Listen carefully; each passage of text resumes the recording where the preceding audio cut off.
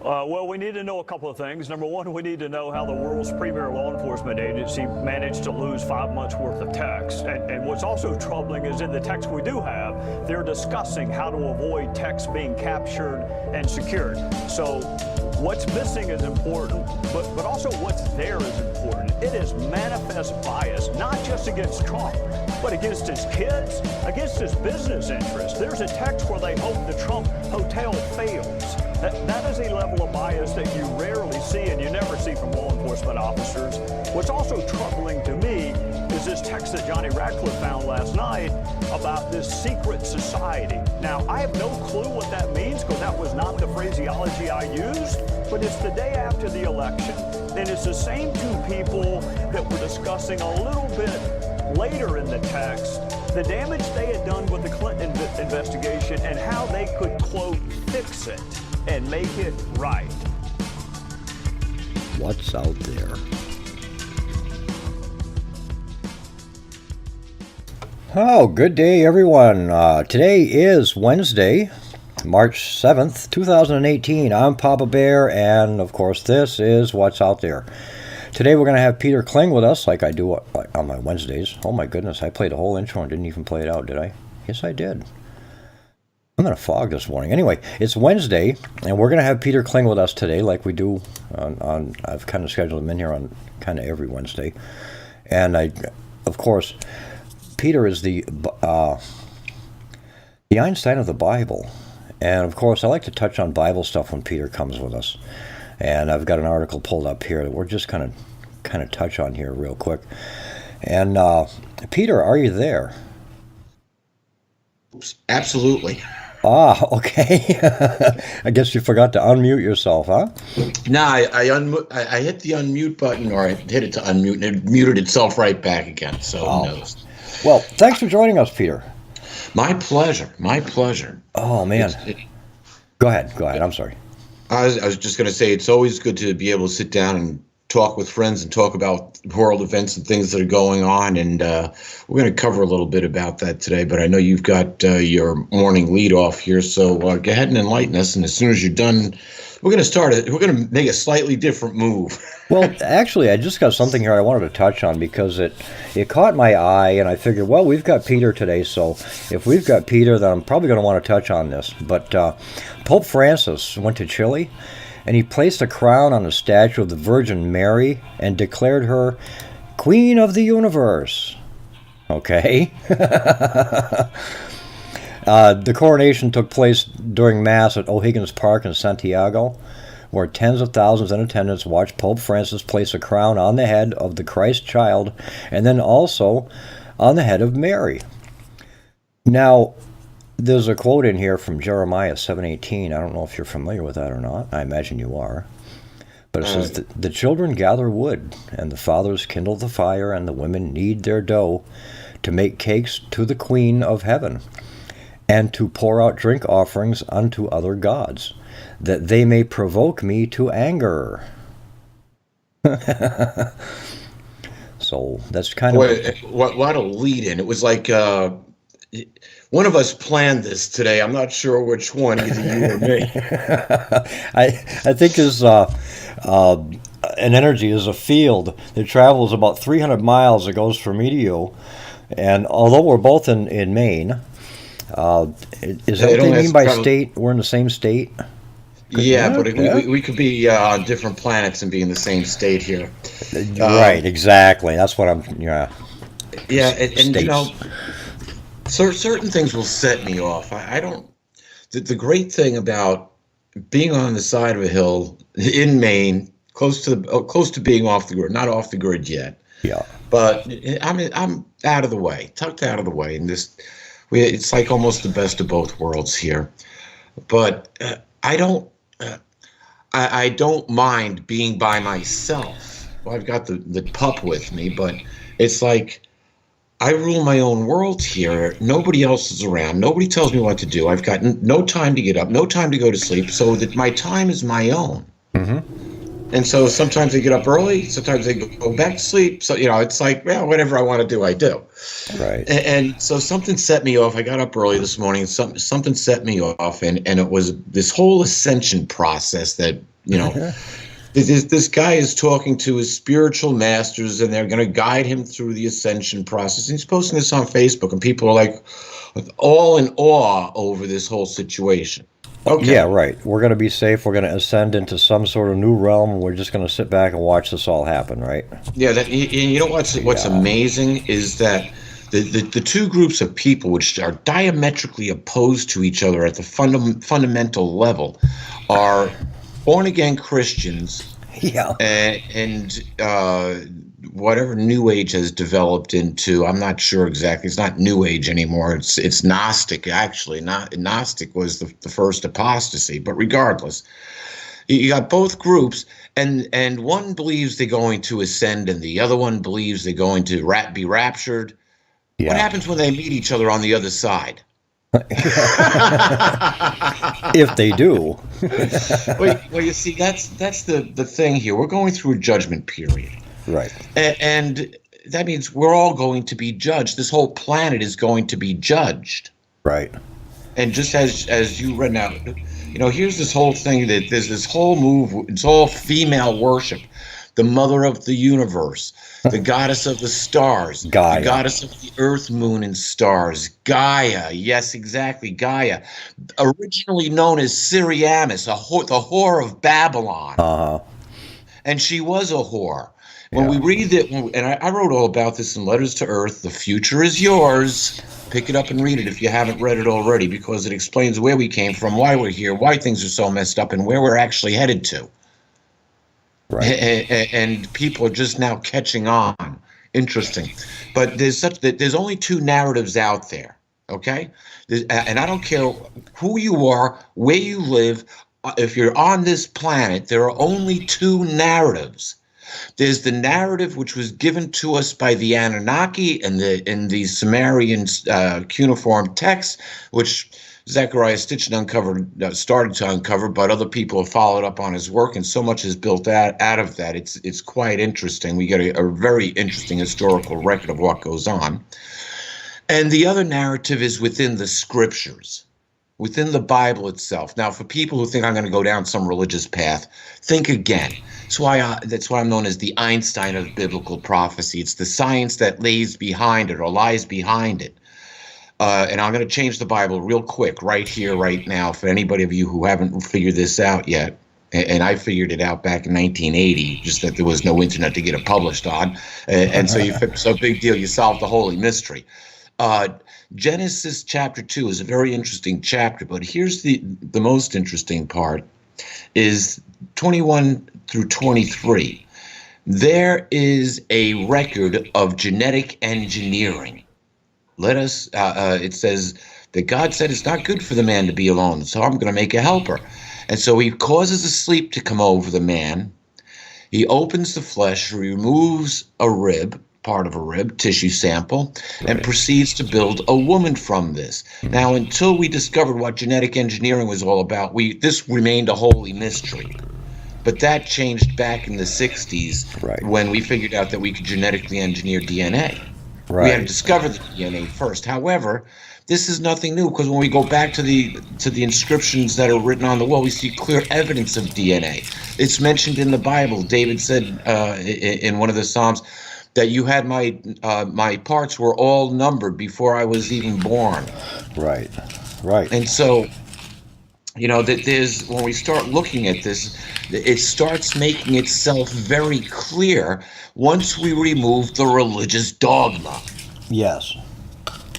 You get rid of the doctrine, get rid of the dogma, and replace it with science. And then people say, well, science is the modern religion, man. It's better than listening to the religious doctrine and dogma that we're being controlled with.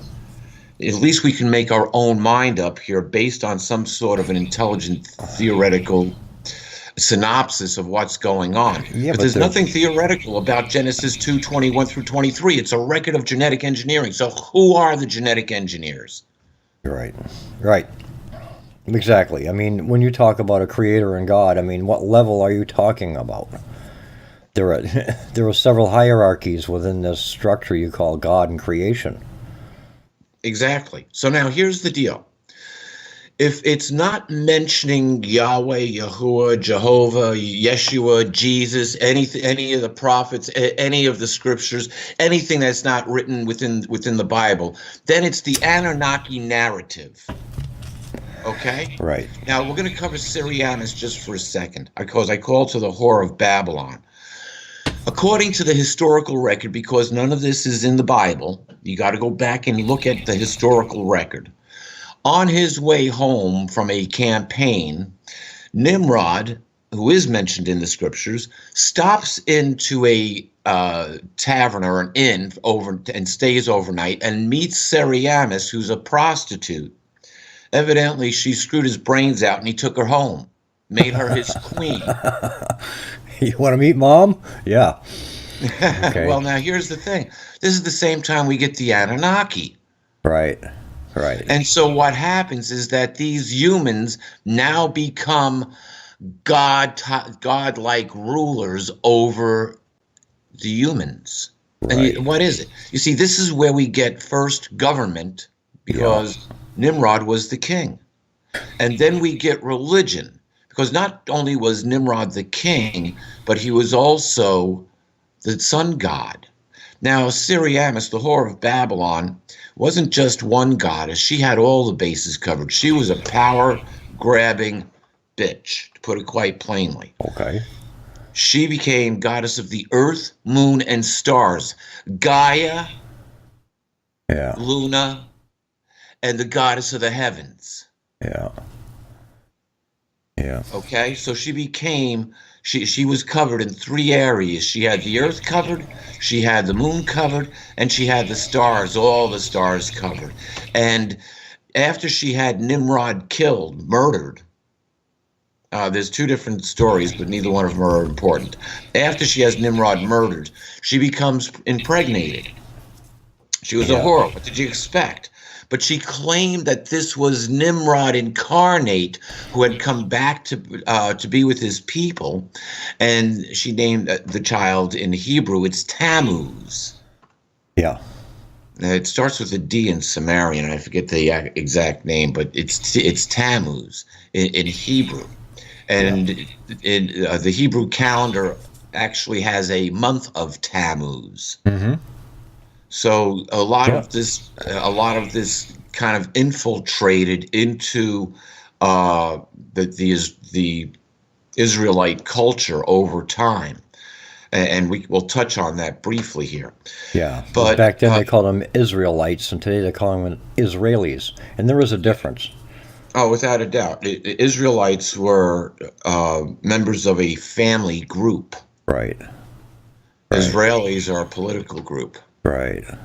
Led by Zionists. So there you go. There's the basic difference. But here with Syriamis giving birth to Tammuz, she becomes the mother of God. Remember, Nimrod was the sun god, and now he was incarnate in his goddess mother / wife, and now she gives birth to the star child Tammuz. And we see this story carried out within the three main religions of the world. We have the symbol for Nimrod and the star symbol is the Merkaba, or the Star of David. It was better known as the Star of Molech.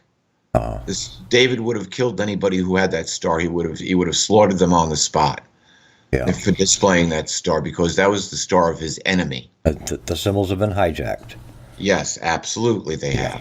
Take a look at the swastika. Yes. Anyway, I lost my train of thought here. I derailed you, didn't I? Yeah, that's okay. We have, well, first let's go or second, I should say, we're going to go to Islam. What's the symbol for Islam? The crescent moon and the star. The womb of the goddess of the moon giving birth to the star child. Sarianis was the goddess of the earth, Gaia, the goddess of the moon, Luna, and the goddess of heavens. So here she was adding another star. And this is more, we get the better story out of this through ancient Egypt. And this is also something I wrote within Letters to Earth. Because with every pharaoh, when that pharaoh died, he became one of the stars. And so all the stars in heaven were all the star gods that were produced by Semiramis or Isis or Ishtar in Babylonian. Is where we get Easter from. They're all goddesses of fertility. Big surprise. Semiramis was a whore. What do you expect? And so who does the church deify? The church uses the cross, which is actually, as we see it commonly displayed, it's upside down. To turn it right side up, the long side should be pointing toward the heavens, because the cross is actually a phallic symbol. It is a penis. Originally, the Ankh cross, which was the symbol of intercourse, the symbol of life. So whenever you see satanic worship, they turn the cross the correct way. Upright, not the way that we have it as being put into the ground. It was turned upright. Yes, held by the short end. That now between all three religions, we have the symbols for Nimrod, Sirianus, and Tammuz. Right. Yep. And there you go. So there's the Anunnaki narrative. Now, as I said, the Anunnaki gave us government and religion. What are the two most controlling factors on the face of the planet today? and where does it all originate from? Back to Samaria. Scripture. Well, no, it's not scripture. Now here's the difference. These are the two narratives. Now the Anunnaki, or the Sumerian narrative, was that the Anunnaki created man from lower life forms. There's even a little symbol of the DNA in some of the wall reliefs.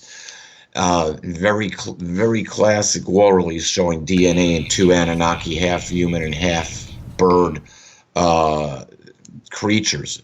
Why are they always half human and half bird or half animal? Look at the Egyptian culture. You've got human bodies with animal heads. What was that all about? Yeah. The animalistic nature of the gods who are controlling us? Those alien god wannabes? Exactly. The animalistic nature is coming across. So now here's that is what is played out. We are essentially, according to the Anunnaki version, or the Sumerian version, we were created by the Anunnakis to serve them, to gather gold and to serve them and to keep their hierarchy in place. And so we've got those control mechanisms, and we wind up worshiping these off-planetary beings who are no more than fallen angels. Even though they may have held positions of might at one time, they are nothing but a bunch of rebels who have built a satanic empire on this planet. Right. Now, the biblical narrative starts off with, when it gets to the creation of man, let us make man, and God said, let us make man in our image. So now, does it say that we were created from lower life forms? No, it says, and in God's image, he created them male and female. Right. In God's image. So we were created as little gods. Yes, as they depicted, as they saw us. Now, when we go into the second chapter of Genesis, we have the direct creation of Adam by Yahuwah or Yahweh, and this is the creative consciousness of the multiverse. And it says it created him out of the dust of the ground, essentially what is stardust, because that's what this planet is made up of, stardust. Right. And he blew the breath of life into his nostrils. We breathe. So does this planet breathe. We feel it exhale every time the wind comes across it. And so it all carries on life. Just as we are alive, so is the planet, and so is the universe. Right. Now this is the woman of God, which sustains life. This isn't, and the woman of God is not Eve, and it's not some human. It is the semi-physical cosmos in which we all live. Now, the cosmos which we live in, or the universe, we look at it as a three-dimensional object, but it's not. Well, it kind of is, but it's only, it's the dimensions that we see, which are 8, 9, and 10. There are 7 other spatial planes which needed to be created before our 3 physical dimensions, because without those we could not exist. Right. So now, is there life in those other dimensions? Well, fractal science would dictate, of course there's life in those other dimensions. It's just not physical as we understand physical life. Yeah. And so we've got these 2 different narratives. One, we were created from lower life forms, kind of like along the evolutionary path. And the other one says that we were a fresh creation created from the stardust of the very ground itself by the Creator itself, who gave us life, the Almighty Father Yahweh, He who causes to become. And so indeed we are either children of God or children of the serpent. Because when we go back to Genesis 3:15, it says, I will put enmity, or Yahweh says, I shall put enmity between you, speaking to the reptilian serpent, and the woman, speaking about his womanly organization, which was still pure. And I shall put enmity between you and the woman, and between your seed, or progeny, or offspring, and her seed. Right. Now, the main focus on her seed was the Messiah. Now, so we are either of one seed or the other. And so now if we identify with aliens and spiritual masters and ascending someplace else, whose seed are we buying into? Especially if we bought into, oh, the aliens are here to save us. Okay, so let me go ahead and stress the brain factor here a little bit, okay? You mentioned this, which one are you with? Is that where the RH factor comes in? The rhesus factor? Because the RH factor is basically ape. Some have it, 15% don't, or something like that. That might be a telltale sign. We still don't know. You know, words were spoken. Right. And how those words are actually carried out, it's difficult to say. What we can pretty much surmise is that we've had our DNA destroyed. Right, but that's a body DNA. Yes. Now the monkey factor, you know, Barry, I just don't have a good answer for that. A lot of people say, oh, well, that's the alien factor. We get that from the aliens, or if we didn't get the negative part, then we're positive from the chimps. You know, prove it. Yeah. Prove it. Yeah. I can't. All I can say is it sounds good. I don't know. It sounds good. I had my suspicions about this Gaia thing when I hear Kate of Gaia, and when Kate says good morning, Kate is like, good morning. It's like, wait a minute, this is no Kate that I know of, and it's totally backwards. So I don't, that Gaia thing. Everybody just falls head over heels over this Gaia thing, you know, and I'm like, it doesn't sound right, it doesn't look right, it doesn't feel right. And it doesn't smell right. You know, it's just... Okay, I'll go along with that. On all senses, it's just not right, because we go back, we have to look at who's fostering the narrative. Right. Are they talking about, you see, whenever you go down the Gaia path, all of a sudden everything turns alien and nothing goes biblical. That's right.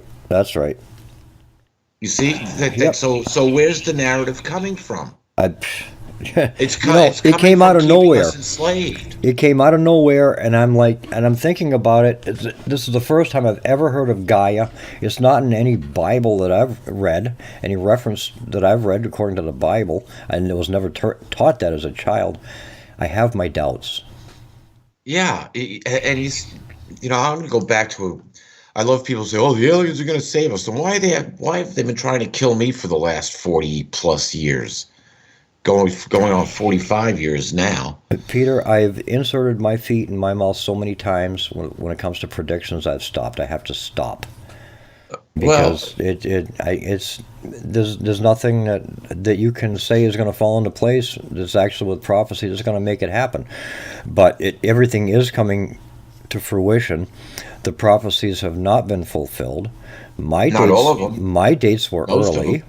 Okay. According to Dewey Bruton, our dates were early. So yeah, I owe some ass kissing, that's for sure. But hey, that's the way it is, right? I mean, it's part of being human. Well, I'm not 100%, and I'll admit I'm not 100%. And then when you talked about this, the smell, the certain sense, okay, it's like, well, do you pass the smell test? Where does that come from, okay? And then you think about it, well, maybe there is a smell test. It doesn't matter what you say. It's something about you is going to give off an odor, and you're going to go off like an alarm if you've got it. That's all I can think. Here's an interesting thing right along with that. We actually hear an AM and FM, as most people know. However, when we speak, we also speak in AM and FM. We speak in FM when we tell the truth, and we speak in AM when we lie. Yeah. Think about that. I will think about that. I'll think about that while we're taking a few minutes. How about that? Sure. I'll do that. We'll pick this up right after the break. Oh, my goodness. Don't go away. We'll be right back with more of What's Out There.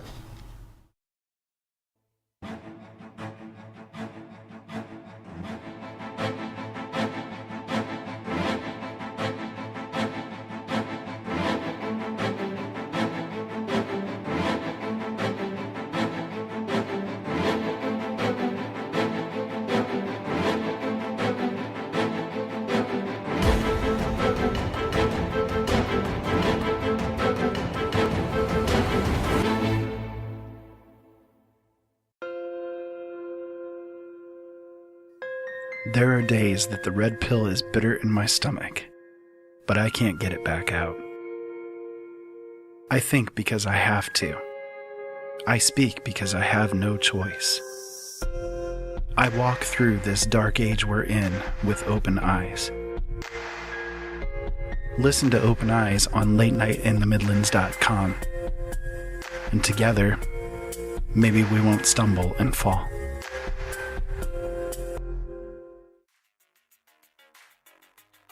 The L&M Radio Network offers a chat room for you, the listener, to connect with others whom are interested in the topics and guests that the L&M Radio Network brings to you.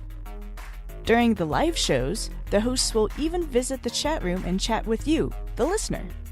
Click on the big red Chat and Listen button at the top of the website and join us. No subscription is needed at either lnmradionetwork.com or latenightinthemidlands.com.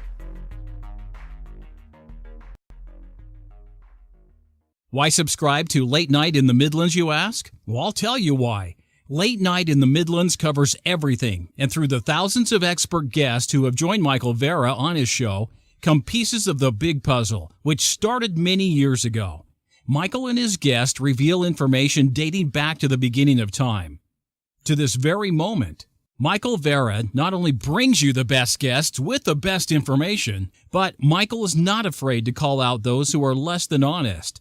You see, in this day and age, we need a radio show we can count on and a radio host we can trust to expose the truth one show at a time. So become a late nighter and subscribe now.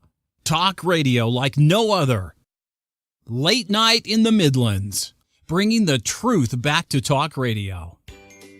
Do you need toner for your Epson, Hewlett-Packard, Canon, Brother, Apple, or Sharp printers? Look no further than Laser Technologies. In business for over 20 years, they offer the lowest prices on toner on the web. They can also repair your laser printers and toners fast and easy. Call their expert staff today at 561-792-9600 or email us at service@laser-technologies.com for all your toner needs. All toner is shipped nationwide. Why wait? Get the lowest prices on toner. Call or email us today.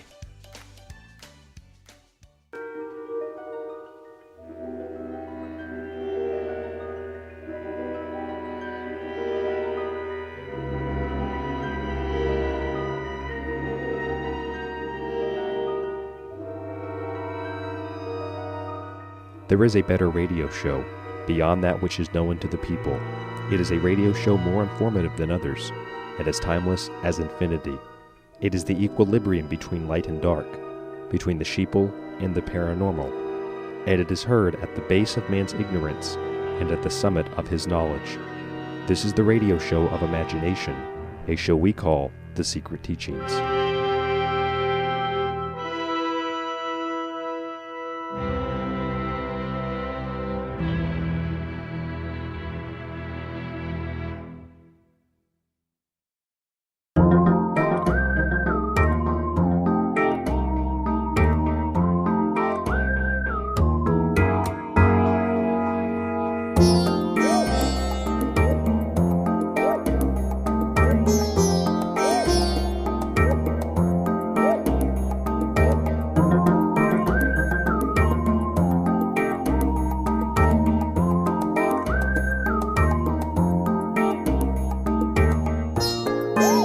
Wow. bensound.com, bensound music, that's where you find it. bensound.com. We're broadcasting on latenightinthemidlands.com, lnmradio.com, or lnmradionetwork.com, and of course our mothership 101.7 WCET Columbia Talk. And of course today, being Wednesday, March 7th, I think it is, we're expecting snow here in the Northeast. If you're down there, anywhere on the coast, D.C., Connecticut, New York, around there down on the coast, you're probably getting whacked now, but we get to save it for later on today. Anyway, we are back with Peter Kling. Peter Kling, welcome back. Well, thank you very much, Barry. And I do want to say, hey, if you got to travel on this stuff, be careful. And there's still a bunch of power outages, especially across Pennsylvania. My son still lives in Pennsylvania, and I understand that whole place looks like a disaster zone. There's so many trees down from this last storm, and they don't have any electric. They've been out of electric for, I guess, since the last storm came through a few days ago. And now they're getting this one on top of that one. So it's not pretty. So, hey, we need to be prepared for very strange things, strange occurrences anymore. Yeah, we think this snow, I'll tell you, it's like just when you think you're going to get warm weather. So, hey, we're going to have an early spring because of this, I don't know, global warming type of thing. No. And I was reading yesterday where Australia is about to be hit with their coldest winter in history, ever. And I think I know why. Australia is turning into the new South Pole. Mm-hmm.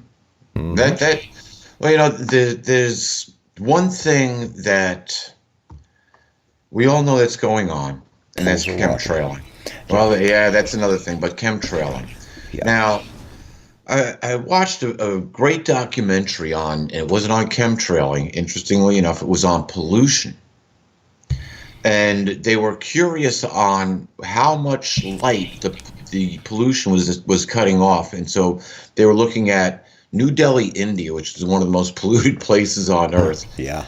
And the Seychelles Islands, which is one of the most pristine places on Earth. And they found that about almost 30% of the sun's light was being blocked over New Delhi, where the Seychelles were getting just smacked with pure sunshine. Well, let's take a look at chemtrails, which block approximately 28% of the sun's rays from hitting the earth. And then you have Revelation chapter 8, verse 11, which says a third of the moon, a third of the stars, and a third of the sun would not give its light. Right. And yes, they do chemtrail at night. However, that program might be slowing down or coming to a close. I've heard a couple of interesting rumors that, I hope so. There's allegedly come out of people who are connected to the program one way or another, and I don't know. It's like whistleblowers and disinformation experts can be one and the same sometimes. Yeah. And I don't know. Yeah. I've been seeing a lot of things going on, and it's weird. It's like the fake news places. All of a sudden, they're coming out with some real news every now and then. Yeah, well, they may lose their licenses if they don't. So think about it. Huffington Post, HuffPo. How much more left are you going to get? Right? And they come out with an ad that says, sorry, Democrats, your NRA is spelled AIPAC. I mean, how often do you get honesty from HuffPo? But then again, this was dated October 5th of 2017. So every once in a while, there's a nugget. Every now and then, there's a nugget that comes through. Yes, and I don't know, and I'm surprised I hadn't seen it so far back, because you get a few items that where you look at them like Yahoo News. I'll look at it and say, oh boy, and I'll laugh and keep scrolling. There's a lot of them that are like that. The Washington Post, Huffington Post, CNN. But every now and then something will come through that does look right. And you have to let your brain spark. Think about it. Does it sound right? Does it, you know what I mean? Well, and Barry, there's a lot of propaganda. The things that we heard 2 years ago on the internet, from the people that we follow, listen to, pick up, and glean, not that it's all great news out there, just say, we knew over 2 years ago that Hillary was dirty as anything, and that they were scamming against Trump. Yeah. We knew that.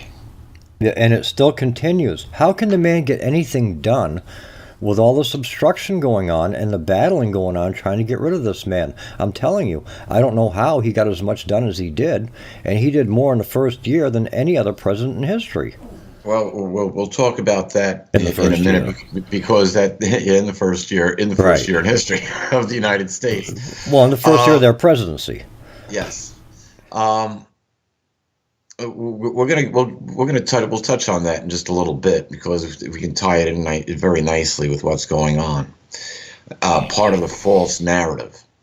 I wanted to just jump back, because I talked about alien contact and people thinking aliens are all good and whatnot before the break, or they're here to save us. I had alien contact at 18. This is a show in itself, because it came full term in 2015. But anyway. And it wasn't I wasn't abducted. I went willingly. I was supposed to meet the prince. The whole thing was a recruiting effort. Mm-hmm. And they were very human looking. Now, keep in mind, at this point, I had just turned 18. It was before high school graduation, as a matter of fact. It was in the end of May, beginning of June. And Eric von Daniken's book was Chariots of the Gods was a bestseller, and I was trying to find all the alien information that I could back then, and stories on UFOs, and we didn't have the internet, obviously. And lo and behold, I had alien contact, and so I was a willing subject. Now, what started me to asking questions in my own mind was that I was listening to them talk, and they were never making any references back to any of the things that I was taught from the scriptures. There was never any reference back to using God, any of the translations of God's name. There was never any mention of Jesus or Yeshua, and there was never any reference back to any prophets or any scriptures within the Bible. It was like it totally just did not exist. Right. And so I started to question that in my own mind when I was with these beings, and I'm saying, I'm not hearing the right narrative. I'm not hearing them making any reference back to the things that I was taught. And then I started questioning their origin. Well, it was just after that they told me that they were going to kill me. And I was like, why? And I was just simply told, because you crossed the line. Which line was that? I was totally confused by it. Shortly thereafter, I lived through a motorcycle accident that should have killed me. It was about 6 weeks after that. And then about 2 months after that, I lived through a car accident that should have killed me. I had just bought a car. I was going over, the next day I was going over to see friends of mine in Knoxville. I was living in the mountains of North Carolina.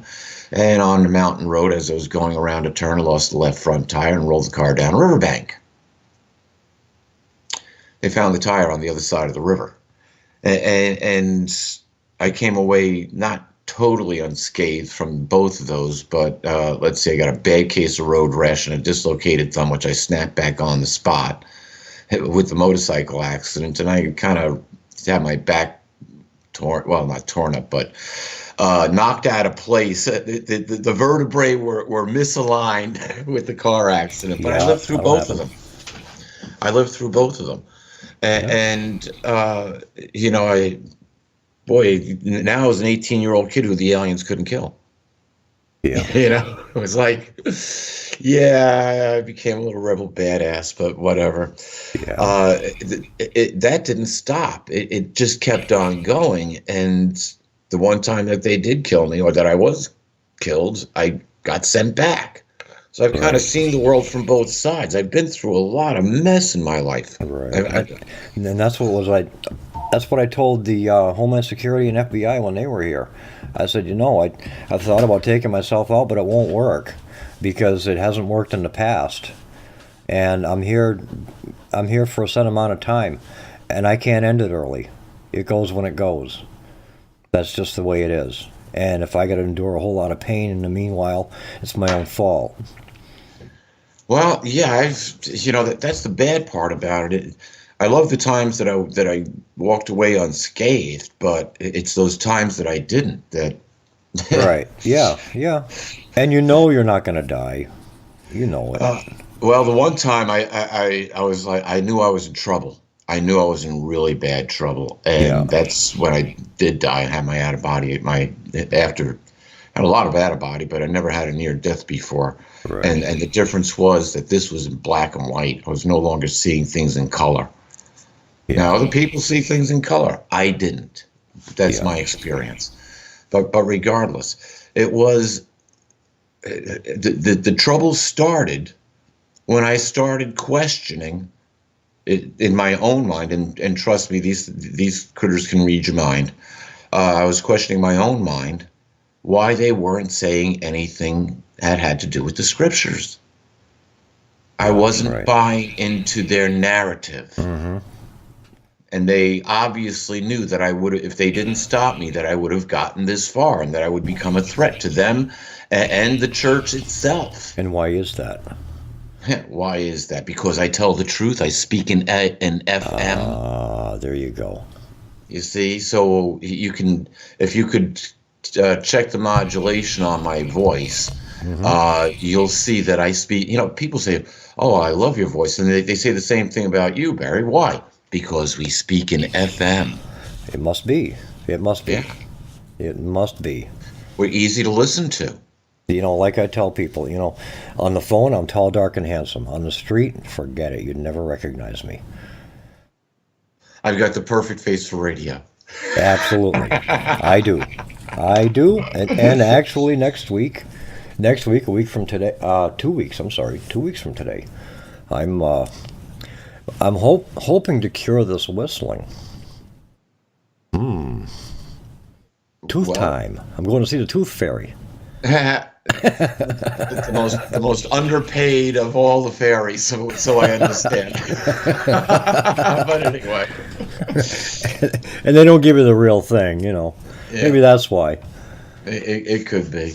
There was actually it was a couple of weeks ago. I don't know, it was National Tooth Fairy Day or something, but they brought it up on the news that the Tooth Fairy was having financial problems. That kids get the least from any kind, any kind of gift giving time. They get the least during the time when they lose teeth.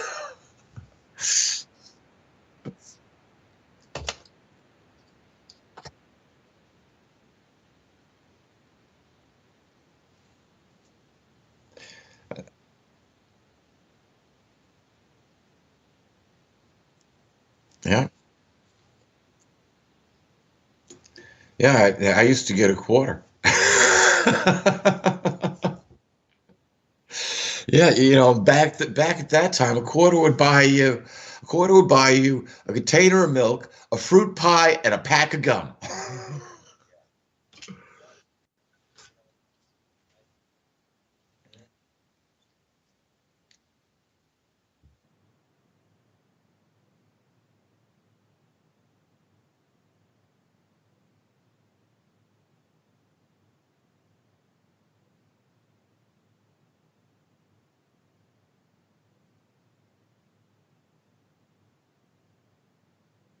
Absolutely, absolutely. As a matter of fact, that is from the scriptures.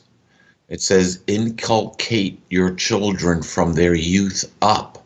Teach them on the road. Teach them when they're at home. Teach them while they're eating. Teach them before they go to sleep. Constantly be teaching your children." You see, what we teach our children is organic knowledge, provided we have the organic knowledge ourselves. But even just reading, spending time communicating, being there, it's just being around them. But within the scriptures, it was teaching the children the law and applying it in a practical way. You know, I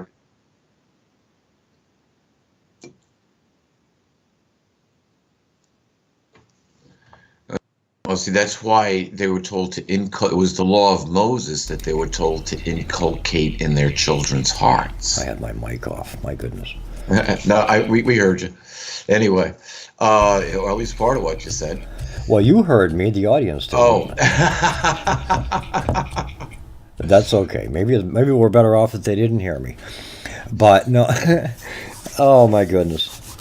that's why, going back, that's why we have these two narratives. So here's the thing. As the scriptures say, broad and spacious is the road to destruction. Narrow and cramped is the path to life. Right. Now, let's take a look at how many people are buying into let's take the religious narrative, because we have a lot of religious discord. We opened up with the Pope declaring the statue, or Mary, the goddess of the universe. They are clearly worshiping Syrianus. Right. They are giving the Anunnaki narrative. Right. I don't care how you slice it. They give the Anunnaki narrative. Now, it's interesting when we read in Revelation, the 19th chapter, when Jesus comes back as the King of Kings and Lord of Lords with the armies of the heavens, armies being plural. He judges the nations. Doesn't say anything about religion. Why? Because the nations destroy religion. Right. You see, religion is unauthorized to begin with. It has no basis within the scriptures. Right. In the Hebrew scriptures, the Jews were told to follow the law of Moses. When they deviated from the law of Moses, they had all sorts of problems. What did they deviate to? Mostly Baal worship, where they would carry on orgies in the spring and then sacrifice their children in the fall.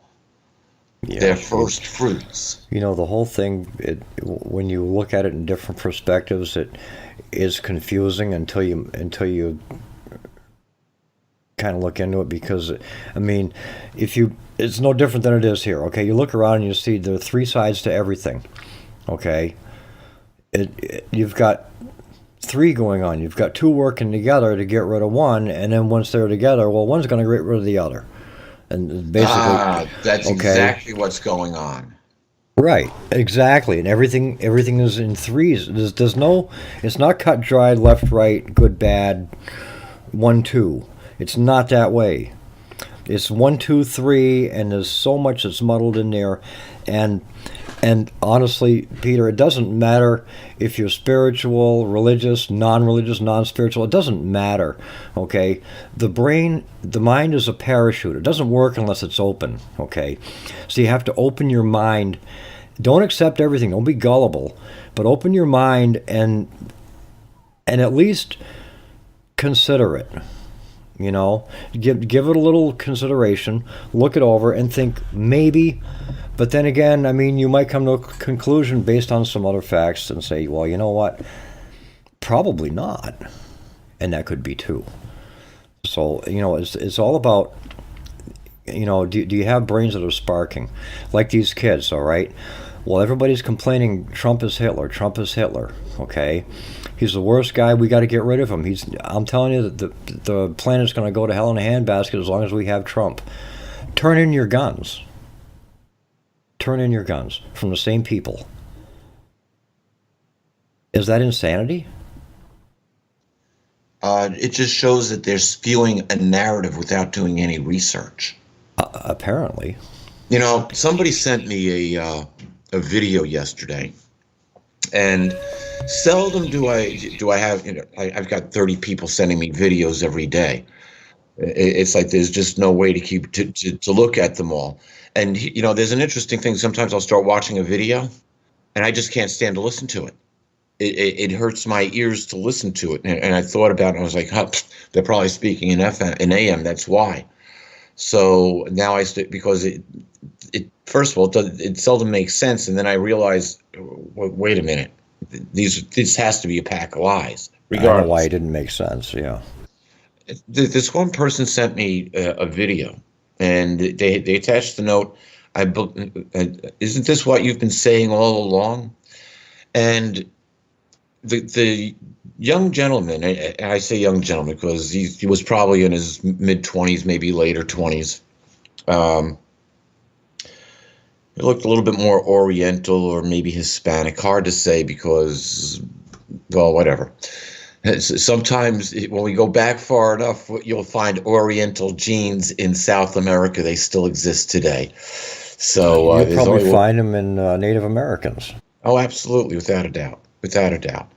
The people got in boats and went sailing, but regardless, it was all a video on prophecy, and it was the prophecy about. He combined a couple of different prophecies having to do in Daniel, one with the beast and the other one with this image of the statue that's made up of gold, silver, copper, iron, and iron mixed with clay. Right. This guy did his research. I couldn't punch too many holes in what he had to say. Why? Because he did his research. It was actually a good video. I didn't watch the entire thing. It was because I know how the story turned out, but yeah, to watch him, to watch somebody who actually went and did the research and then gave the narrative, was able to decode it. That was the amazing part. He decoded it properly. He realized that beasts were governments and horns were kingdoms. And he was smart enough to realize that the statue that's talked about with the gold head, the silver chest, the copper waist, and iron legs, and the iron mixed with clay. He did an excellent job when he got down to the iron mixed with clay. Well, he named each world empire. When he got down to the iron mixed with clay, interesting, he brought in a perspective that I hadn't quite put together that way, but he was right. He was right. And it ties in better with Revelation. So I got to learn something. You see, you can always learn something. Absolutely. Life is a learning experience. You will learn. Absolutely. And what he did is he tied in the clay and the iron of the feet to the church's involvement with the European heads of state, which is where we are now with the Euro and the European Union.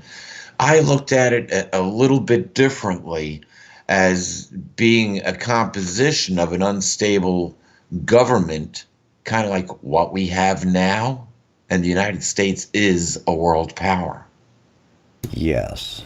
So, we weren't too far off.